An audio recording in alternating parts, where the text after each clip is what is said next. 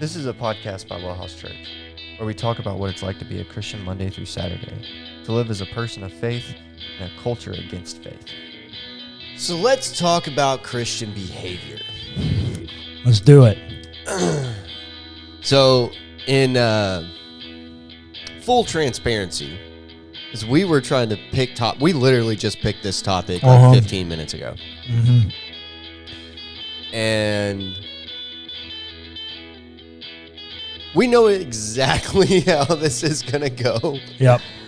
And we will try to contain ourselves as best as possible. Yep. So I guess let's get into it. Historically, I think when someone thinks about Christian behavior, I have an image in my head of what picture I want them to make up. Like the average person on the street, when they wake up and they get asked, what is Christian behavior? In my mind, I have an image of what I want them to answer with. You want them to look like Jesus. Unfortunately, I don't think that's how most people answer that question. Probably not. How would you answer that question? Well, as a Christian and somebody that is trying to do it the right way, I'm very biased. Mm-hmm.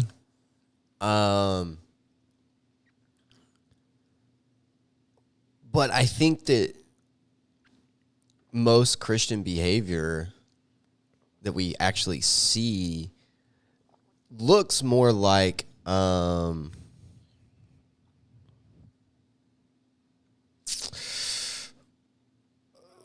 radical conservatism. Interesting. That's where your mind goes? Mm-hmm. So walk that out. What does that mean for you? Like, how do people that have that makeup, how do they act?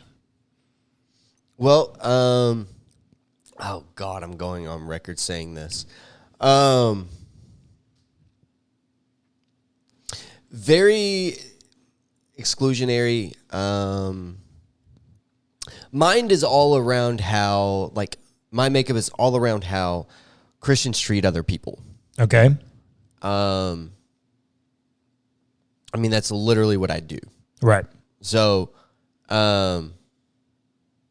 sorry guys, the Baylor game's on. And so based on that, whenever I think of radical conservative, that word, when I think about that in light of the Christian behavior, it's people that aren't wanting to make space for other people, right? Yeah. Like the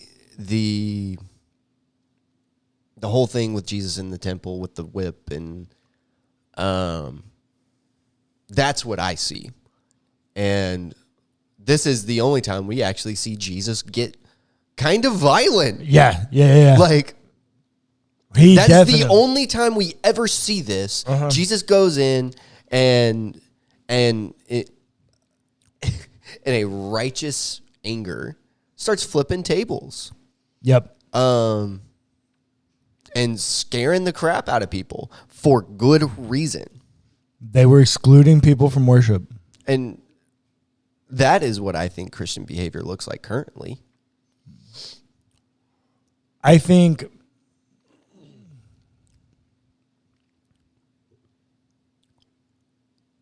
so. I don't disagree with that interpretation at all. We're in similar lines on how we think that most people in the world interpret the idea or concept of Christian behavior. Sure. Mine's a little nuanced. I think Christian behavior is categorically defined by culture as pharisaical behavior. I think it's the judgy people that exclude people based on stupid, arbitrary rules that are contradictory to a larger message called the gospel. Yeah. I think you and I are perfectly in line. Absolutely. I think it's just a really terrible thing. I mean, I can remember, I've told this story several times on podcasts. I don't know if I've told it on this one yet, but I was on staff at a church, and a woman showed up on a Sunday morning to a worship service. And I'll be honest, she was dressed in a way that made me a little uncomfortable. But you could also tell that this woman had just had a hard night, because she came dressed like she came straight from the club. And she sat down on the back row, or like third to last row or something. And no woman went up to her. No woman greeted her. No woman went to check on her. No woman made any move towards her. And the first person that spoke to her was an older man asking her to leave because of the way she was dressed. I think that's the picture that most people have of quote unquote Christian behavior. Yep. And look, I'm not saying that, like, I don't understand the conservative side there. Like, the woman was definitely dressed in a very inappropriate way. But at the same point, it's like that made her, like, in some way, that's what she was wearing, and that's what made her feel beautiful. Mm-hmm. She should not have been asked to leave. No. And she should have been greeted, embraced, and brought into the fold of the community. But she walked in, and the minute she broke the threshold, she was tagged as an other. Yep. And whatever happened to the whole come as you are thing? Right? Like, well, what happened to that? It really is interesting. It's really interesting that you bring that up, actually, because in 1 Corinthians, the entire letter, if you go read it and really study it, and I'm just fortunate that I was a student editor of one of my friends and professor at HBU. He did a 2-volume handbook on 1 Corinthians for the Baylor line. Mm-hmm. And so, and I was an editor on it. And so, a student editor. So I've like read 1 Corinthians backwards and forwards and all kinds of stuff. I know more about 1 Corinthians than I probably want to know in my lifetime. Okay. The major problem in 1 Corinthians is a socioeconomic one. Mm. The people of power and wealth and fame are not making space for the average person in the worship gatherings. Mm. That's the major division. Now, there's also chapters 5 and 6 where there's like sexual charges there and those kinds of things. But by and large, the major issue is that the wealthy and powerful are excluding the poor and vulnerable from the worship experience. And this is made evidence in chapter 10 around the Lord's Supper. Mm-hmm. The ancient house gathering of church operated according to a banquet schedule. Mm. The meal was served at 3:00. Mm-hmm. It's not that the wealthy people weren't letting the poor people eat. They'd built the system in a way that they were not even present when the meal was had because they were still at work. Yeah, I think I remember us talking about this a while ago. Well, like literally, it should always be about community and equity for those that all are welcome at the table and all come as they are, like you said. And coming as you were was okay because they would come straight from work. The problem is there's just no food left by the time they get there. Yeah. The system was designed to oppress them. Right. In the same way, that's why we don't have come as you are theology anymore, because the system historically is designed to oppress. Yep. Pharisaical behavior. Yeah. excluding people based upon these arbitrary rules and systems, and being legalistic about all of it. Yeah. Literally missing the entire point. Any kind of concept of grace. The other thing I will say, and this is my main qualm with those type of people. Faith and true faith in Jesus brings life. It always brings life. Yep. If your faith in Jesus does not bring life, you are doing it wrong. Mm-hmm. People who exhibit that type of behavior that we're talking about don't have eternal perspectives because their own comfort is more valuable than someone experiencing life in Jesus. Yeah. And what was, you gave at that same church that you were just talking about, Okay. you gave a sermon talking about getting out of your comfort zone. And you have to get out of your That was actually a different zone. church. Oh. Yep. But I know the sermon you're talking Yeah. about, but that was at a different church. Okay.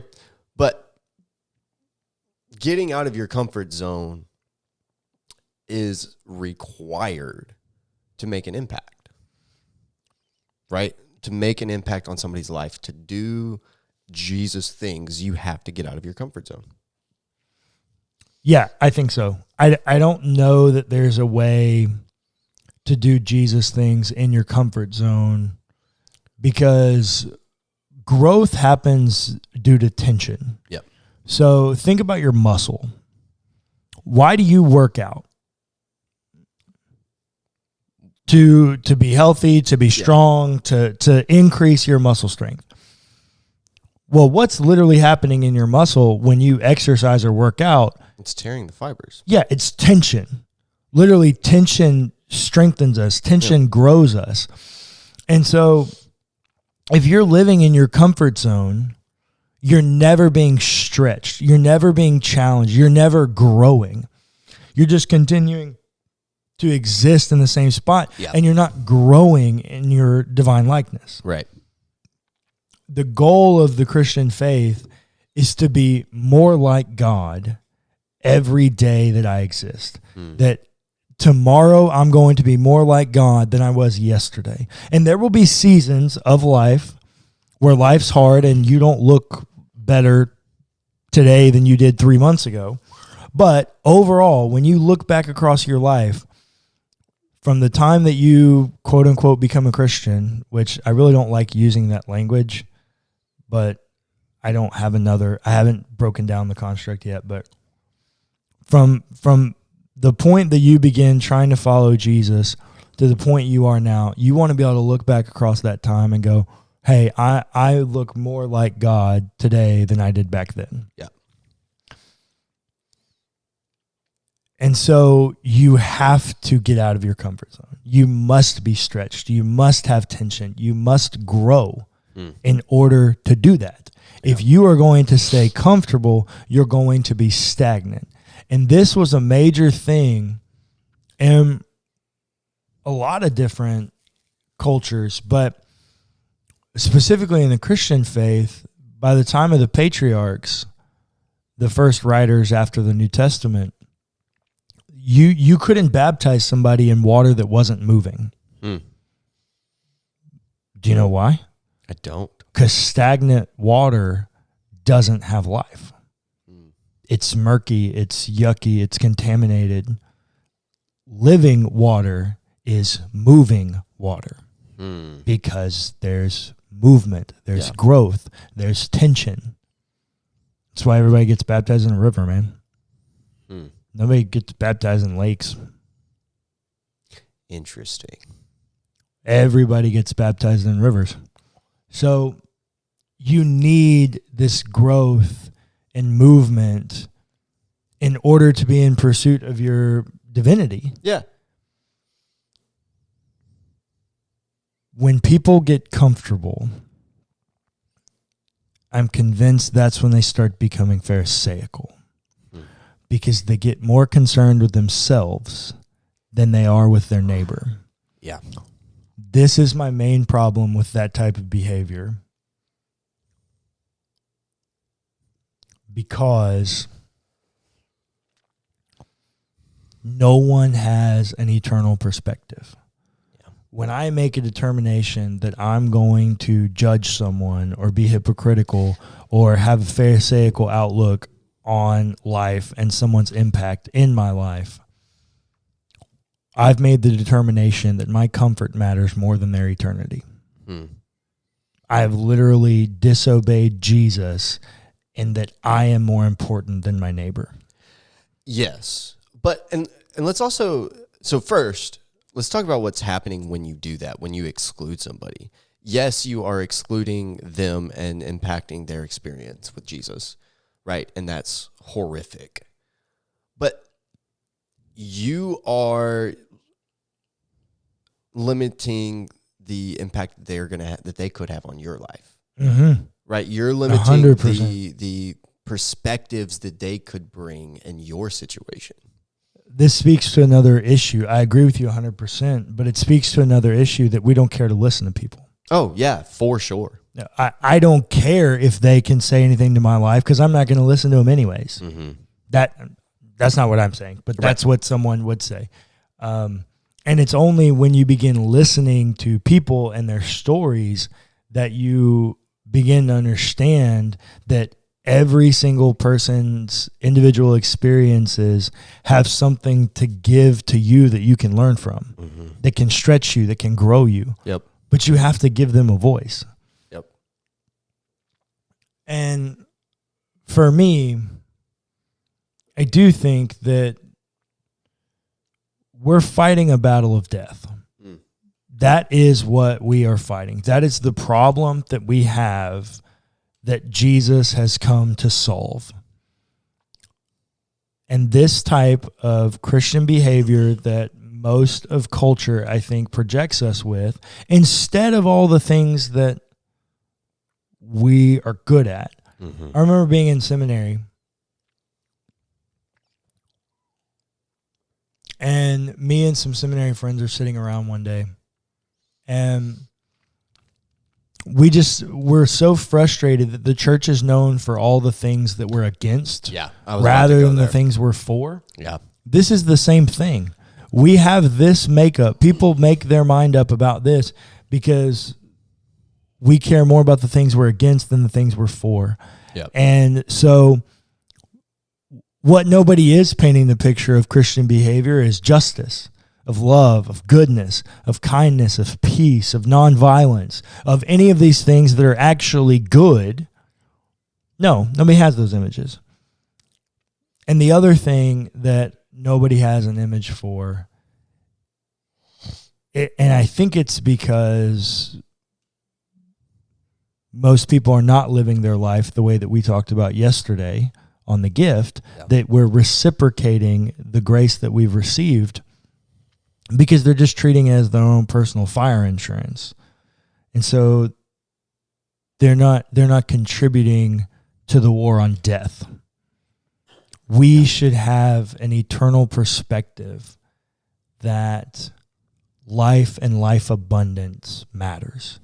That is the gift of Jesus, and that's what he came for, so that all might experience life in Jesus. Yeah. But we don't have an eternal perspective on life, and so we're not making an impact on our war against death. So we take our own comfortability over as more valuable, more important than someone's experience of life. Mm-hmm. That cannot happen. Yeah. That's not Christian behavior. We are here because of Jesus, for the message of Jesus, to be spread to anyone who needs to experience life. Yep. Done. That is why we are here. Yep. And we're not going to do it through pharisaical behavior. No. We're not going to do it by caring more about ourselves than others. We're not going to have any change in anyone's idea of what it means to be a Christian until we stop acting that way. Yep. And we start being proponents of life and life abundant.